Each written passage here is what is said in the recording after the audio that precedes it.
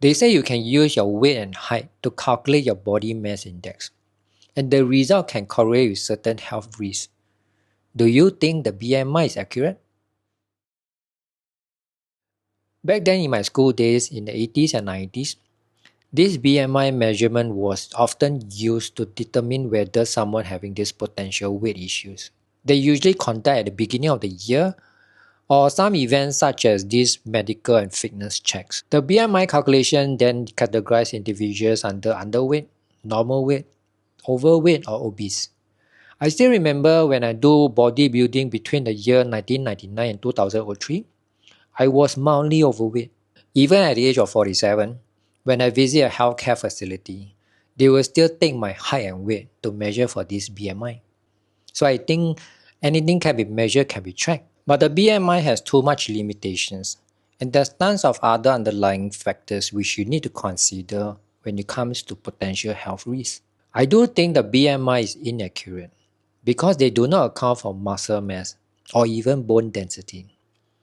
People who exercise a lot or do weightlifting, they tend to have very high muscle mass and low fat percentage, but sometimes they can be categorized under overweight or obese. The BMI also disregards the fat distribution.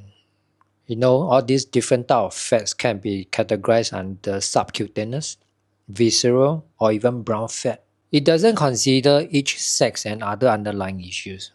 And certain group of people like pregnant ladies, small kids, and certain people with special medical conditions, they don't fit into this body mass index. By taking their height and weight, they will give you a very inaccurate readings. When people are labeled incorrectly, their lifestyle may be wrongfully altered. For example, someone who is a national swimmer for decades, who is very active and healthy, got categorized under overweight.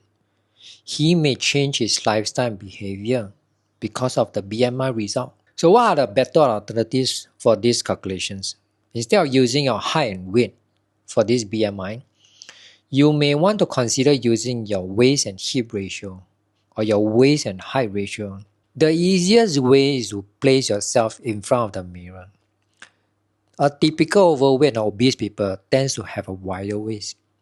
You do not actually need all this body mass index. From the look of the mirror, you basically know whether you are overweight or underweight. But if you are someone very calculative, you want to have all these measurements, you can invest in yourself in a more advanced scale, which they can actually measure your body fat percentage, even your visceral fat percentage, and water mass. And with regards to all these potential health risks, functional lab tests are more convincing. This includes the CAC score, the coronary artery calcium score. You can also go for this HbA1c. There's other tests which can be used for calculations such as your triglycerides over your HDL cholesterol or even your homocysteine level.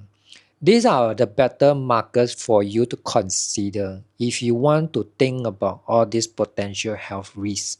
Ultimately, you want someone to view you as a whole person, together with your lifestyle and medical history and your lab results. You do not want someone who just look at your result just by treating the paper by giving you a pill for a year. Okay, we have come to the end of this video.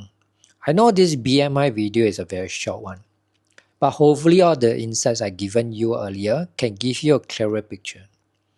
And if you are someone who wants to know more about your own personal health risks, I think other functional lab tests are more appropriate. If you like this video, you may also want to check out my playlist over here.